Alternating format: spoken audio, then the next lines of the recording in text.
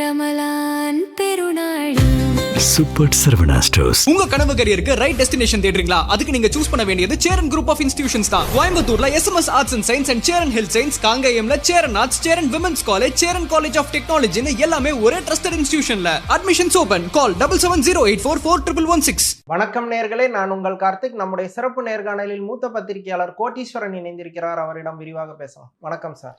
வணக்கம், நேயர்களுக்கு அன்பு வணக்கம் சார். மறுபடியும் அதிமுக பாஜக கூட்டணிக்குள்ள தாவேக வருது அப்படிங்கிற ஒரு செய்தியா இருக்கு. வெறுமனே செய்தி தானா இல்ல திரைமறைவுல பேச்சுவார்த்தைகள் எதுவும் நடக்குதா? திரைமறைவில் பேச்சுவார்த்தை நடக்குது. ஆனால் நடக்கிறது பாரதிய ஜனதா கட்சிக்கும் தாவேக்காவும் என்று சொல்லப்படுகிறது.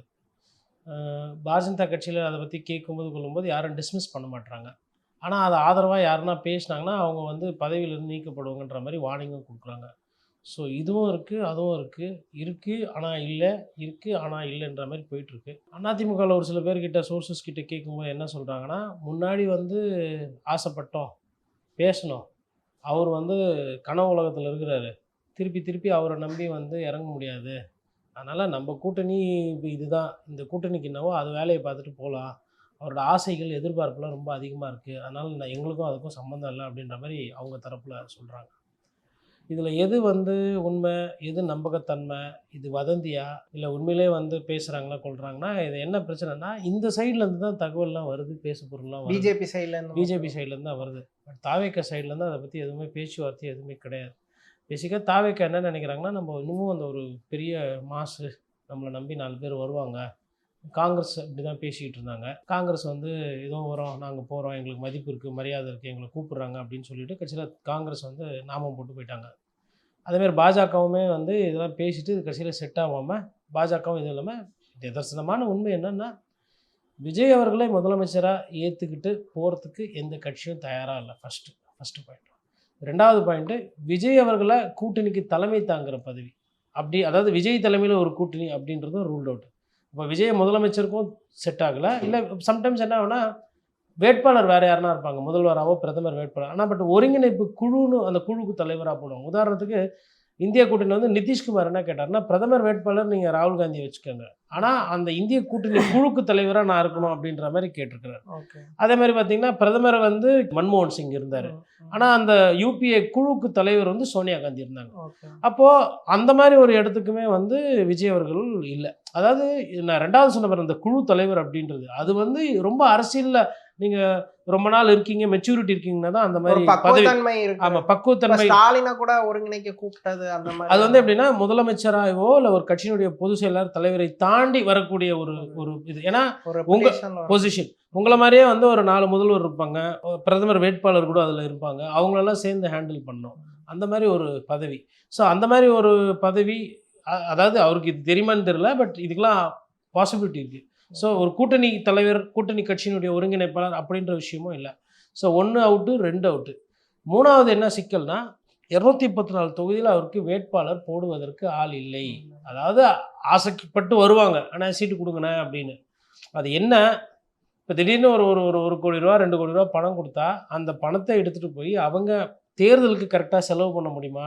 எந்த பூத்தில் எவ்வளோ கொடுக்கணும், பூத்து காசுனா என்ன, அன்னைக்கு வேலை பார்க்குறவங்க, அதாவது போலிங் ஓட்டு பதிவு அன்னைக்கு, அப்புறம் வாக்கு எண்ணிக்கை அன்னைக்கு வேலை பார்க்குறவங்களுக்கு 3 வேளை சாப்பாடு வாங்கி கொடுக்கணும், அவங்களுக்கு போக்குவரத்து ஏற்பாடு பண்ணணும், பாஸ் போடணும், இந்த மாதிரி செலவுகள்லாம் அந்த கட்சியில் இருக்கவங்க யாருன்னா பார்த்துருக்காங்கன்னா பார்த்தது கிடையாது. அனுபவம் இருக்கான்னா இல்லை. வேட்பாளராக நின்று அனுபவம் இருக்கிறவங்க கொஞ்சம் பேர் இருக்கிறாங்க, ஆனால் அது எண்ணிக்கை ரொம்ப ரொம்ப நீங்கள் கம்மி.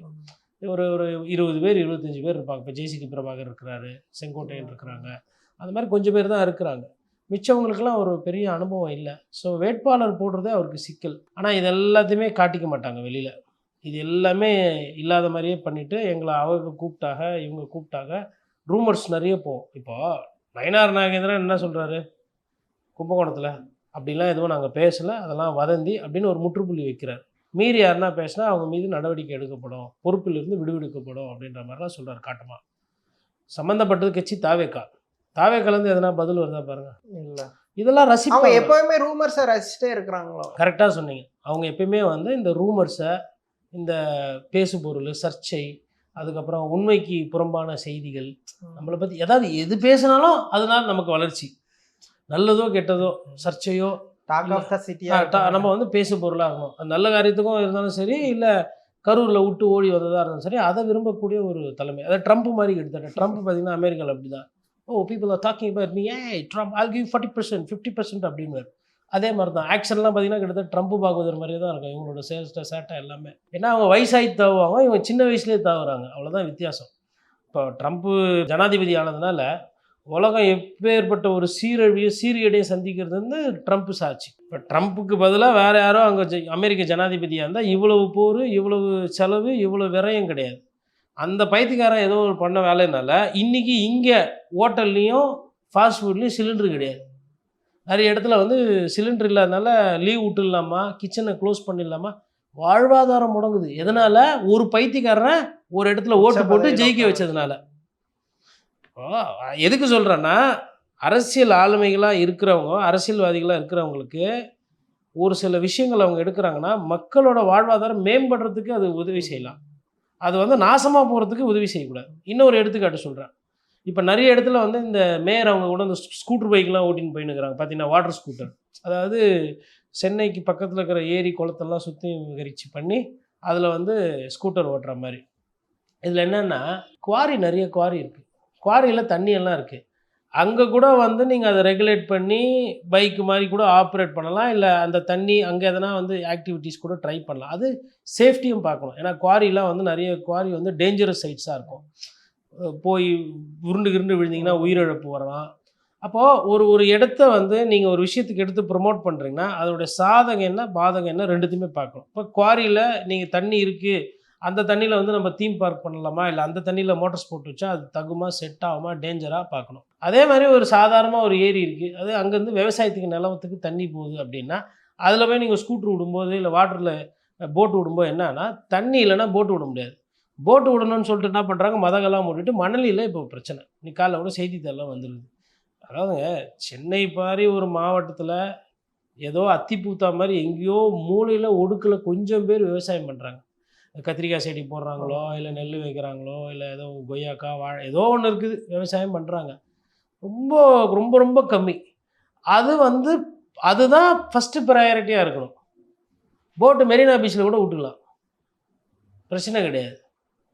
நீங்கள் இப்போ என்ன நினைக்கிறீங்க, ஒரு கான்செப்டில் ஒரு திட்டம், ஒரு டெண்டரு, ஒரு ப்ராஜெக்ட், அந்த ப்ராஜெக்ட்னால அங்கே இருக்கிறவங்கள பாதிக்கப்படுறாங்களேன்றது புரிதல் கிடையாது. இப்போ இதெல்லாம் தான் ஒரு ஆட்சியினுடைய திட்டங்கள். அதாவது எல்லா திட்டங்களுமே வந்து 100 விழுக்காடு மக்களுக்கு வந்து வராது. ஒரு சில பாதிப்புகள் இருக்கும். பாதிக்கப்படுறவங்களுக்கு என்ன தீர்வு, மாற்று வழி என்ன, அதுதான் முக்கியம். இப்போ ப்ளூ பீச்சு போடுறீங்க, ப்ளூ பீச்சு யாரும் வேணான்னு எதிர்க்கல. ப்ளூ பீச்சு பண்ணும்போது மீனவர்கள் வந்து போகிறத மூடுறதுக்கு உங்களுக்கு யார் அதிகாரம் கொடுத்தா? ஒரு பிரிட்ஜு கட்டுறாங்க கார்பரேஷனில், 2 வழி பிரிட்ஜு கட்டி 6 மாதம் 1 வருஷம் கூட அங்கே டிராஃபிக் போலீஸ் வரும், பேரிகேட் போட்டு இது 1 வே. இப்படி போய் எதிரில் பார்த்தா வீடு இருக்கும், இல்லை ஆஸ்பத்திரி இருக்கும். ஆனால் 3 கிலோமீட்டர் சுற்றின்னு வராமல் இருக்கும். யார் கொடுப்பா பெட்ரோல் காசு? அது 10 நிமிஷம் எக்ஸ்ட்ரா ஆகுது. அப்போது சுற்றி விடுறதுக்கு நீங்கள் எதுக்கு காவல்துறை கேட்டால் போக்குவரத்து நெரிசலை குறைக்கிறோம். அது குறைக்கிறது இல்லை, தண்ட செலவை இழுத்து விடுறது. சரி, போக்குவரத்து நெரிசலை குறைக்கணும், ரைட்டு, புரியுது. விவிஐபி முதலமைச்சர், அமைச்சர் பெருமக்கள், இல்லை பிரதமர்லாம் வந்து அவங்க ஏன் சுற்றி போக மாட்றாங்க? அவங்களாம் குறுக்கு வழியில் உடனே தானே ஒரு இடத்துக்கு போனோன்னா போகிறாங்க. அப்போ அவங்க நேரம் வண்டி முக்கியம். அப்போ எங்கள் நேரம் வந்து வீணாக போய் எவ்வளோ மோசமாக போய் கஷ்டப்பட்டு பெட்ரோல் டீசல் செலவாகி வண்டிக்கு தேய்மானம் ஆகி அதெல்லாம். ஆனால் அதை பற்றி அரசுக்கு கவலை கிடையாது. அப்போ பணக்காரர்களுக்கு ஒரு மாதிரியும் ஏழை பாழைகளுக்கு இல்லாதவங்களுக்கு ஒரு மாதிரி இருந்தால் சட்டம் இருக்குது, அப்படி தான் நீங்கள் அரசியல் பண்ணுறீங்க. இப்போ இதெல்லாம் வச்சு பார்க்கும்போது இந்த சைடு விஜய் சார் மக்கள் பிரச்சனையே பேசுறது கிடையாது, கூட்டணி பிரச்சனை பேசுறது கிடையாது, வாழ்வாதார பாதிப்பு இருக்குது அதை பற்றி பேசுறது கிடையாது. அறிக்கையை ஒண்டி விட்டுட்டு கண்டனம், அப்புறம் மிஞ்சா ஒரு 100 பேரை வச்சு இப்போ அப்போல்லாம் சொல்லி ஆர்ப்பாட்டம்லாம் பண்ண ஆரம்பிச்சிருக்கிறாங்க. இப்போ தான், அதாவது எஸ்ஐஆருக்கு பண்ணாங்க, அதுக்கப்புறம் வேறு ஏதோ ஒன்று அதே மாதிரி ரிலவெண்ட்டே கிடையாது. இப்போ எல்லாரும் அதை பேசி மறந்துட்டாங்க. சாதி வாரிய கணக்கெடுப்பு. இப்போ இந்த நேரத்தில் சாதி வாரிய கணக்கெடு அடுத்த 40 நாளில் எடுக்க முடியுமா, பார்க்க முடியுமா, பண்ண முடியுமா, அதுக்கு சாத்தியக்கூறுங்க எதுவுமே தெரியாது. ஆனால் அதை பற்றி இது பண்ணுறாங்க. இதை பற்றி வந்து ஒரு இயக்குனர் ஒருத்தர், அவர் வந்து படம் எடுத்திருக்கிறாரு. அவர் ஐயா பேர் வந்து தேவராஜன் சொல்லிட்டு அந்த ஹிட் லிஸ்ட்னு ஒரு மூவி கூட எடுத்துருந்தார். ஓகே, அவர் என்ன சொல்கிறாருன்னா, அந்த சாதிவாரி கணக்கெடுப்புலாம் பேசுகிறாங்க. பட் அடிப்படையில் என்ன இருக்குன்னா, ஒவ்வொரு சாதியிலையும் பணக்காரங்க ஒரு மாதிரியும், அந்த சாதியிலையும் ஏழைங்களை ஒரு மாதிரி நடத்துகிற அந்த தன்மை இருக்குது. எல்லாரும் இந்து இந்துன்னு சொல்கிறீங்க. சரி, அப்போ இந்துனா உங்களுக்குள்ள சாதி இல்லை அப்படின்ற ஒரு முடிவு எடுப்பீங்களா? சாதி வாரிய கணக்கெடுப்பு அப்புறமா போகலாம்.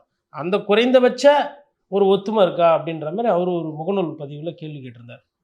சரி, அதுக்கப்புறமா பார்த்தீங்கன்னா, மதச்சார்பின்மை பேசக்கூடிய ஒரு சில இஸ்லாமியர்களும் என்ன சொல்கிறாங்கன்னா, அதாவது நல்ல குணம் படைச்சவங்க இருப்பாங்க இல்லையா எல்லா மதத்துலையுமே, அவங்க என்ன சொல்கிறாங்கன்னா, அப்போ நம்ம எப்போ வந்து அல்லாஹ் தாலாவை நினைக்கிறோமோ, இல்லை நம்ம வந்து தொழுகை பண்ணும்போது இறைவனை நம்புகிறோமோ, அப்போ நம்மளுக்குள்ள அந்த பிரிவுவாதம் இருக்கக்கூடாது.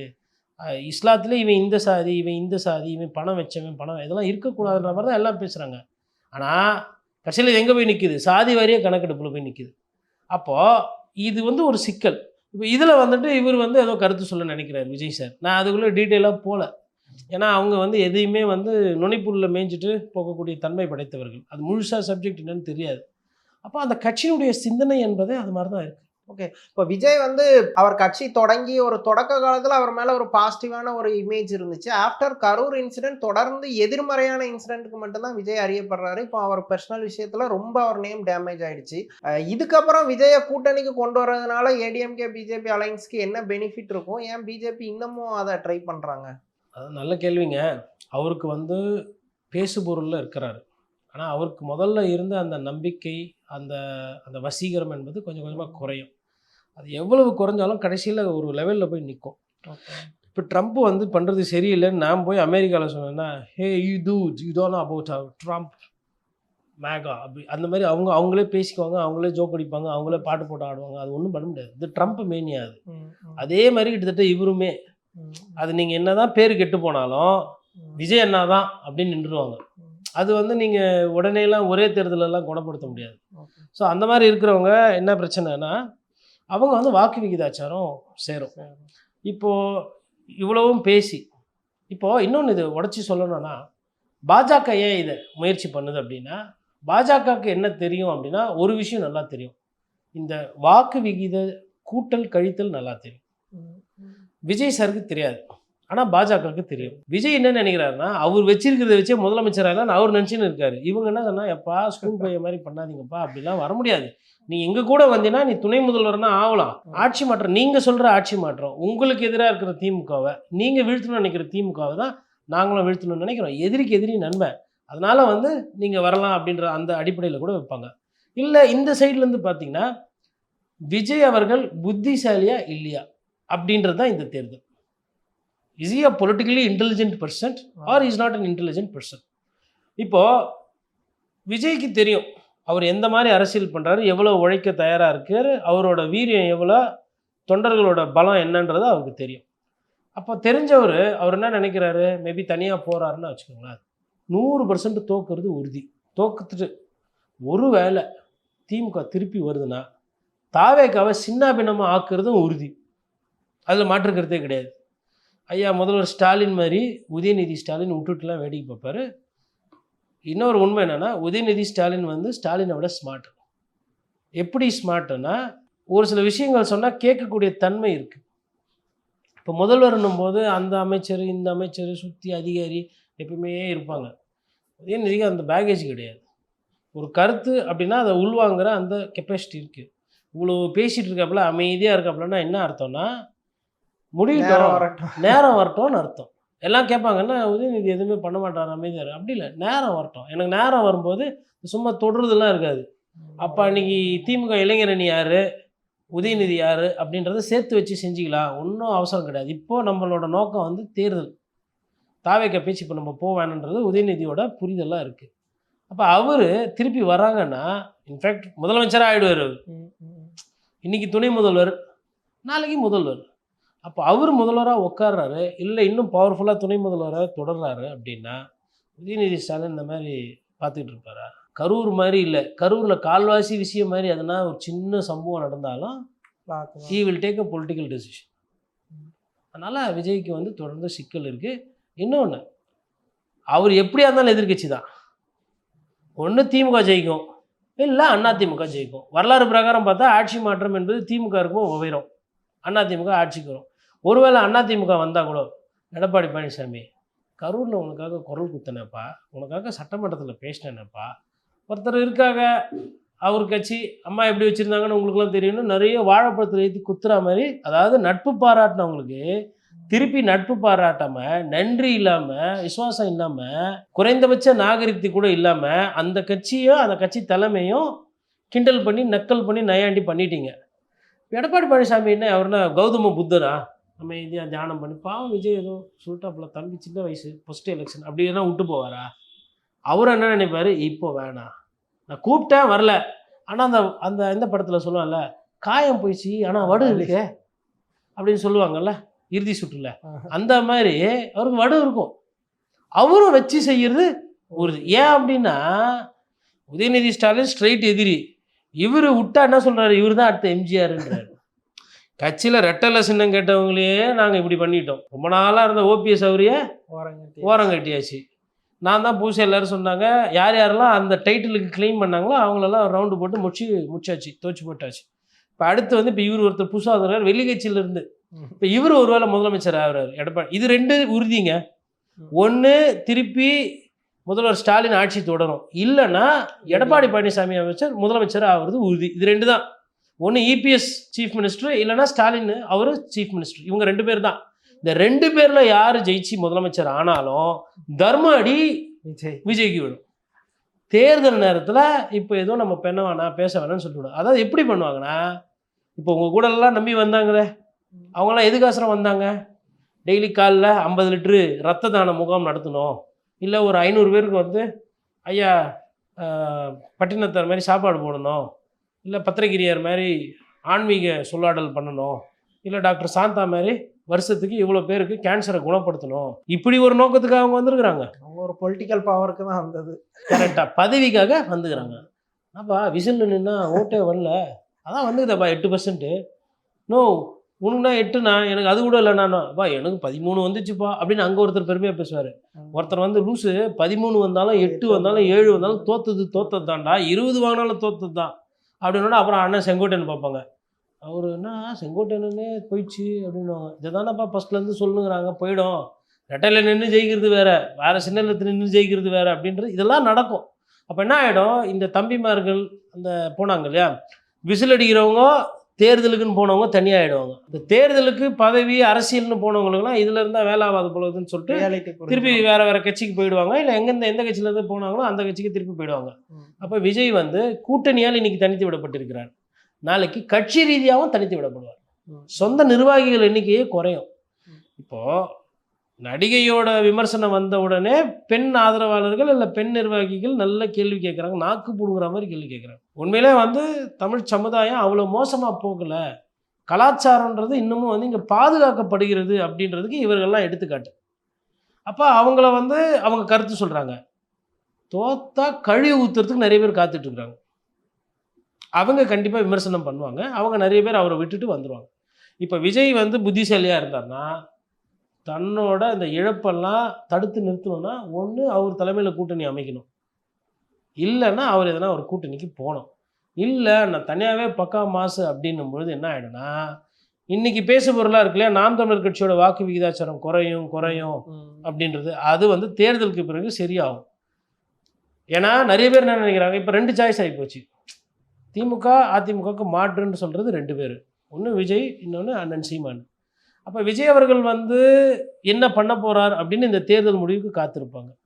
சீமான் அவர்கள் என்ன பண்ண போகிறார் அப்படின்னு இந்த தேர்தல் முடிவுக்கு காத்திருப்பாங்க. இந்த தேர்தலில் எதுக்கு மேலே போகுது எதுக்கு கீழே வருதுன்றதை பார்த்துட்டு நிறைய பேர் மாறுவாங்க, அந்த பக்கம் ஷிஃப்ட் ஆயிடுவாங்க. ஷிஃப்ட் ஆகும். ஓகே சார், தமிழ்நாடு அரசியல் குறித்து பல விஷயங்களை விரிவாக பேசுனீங்க, ரொம்ப நன்றி. நன்றி.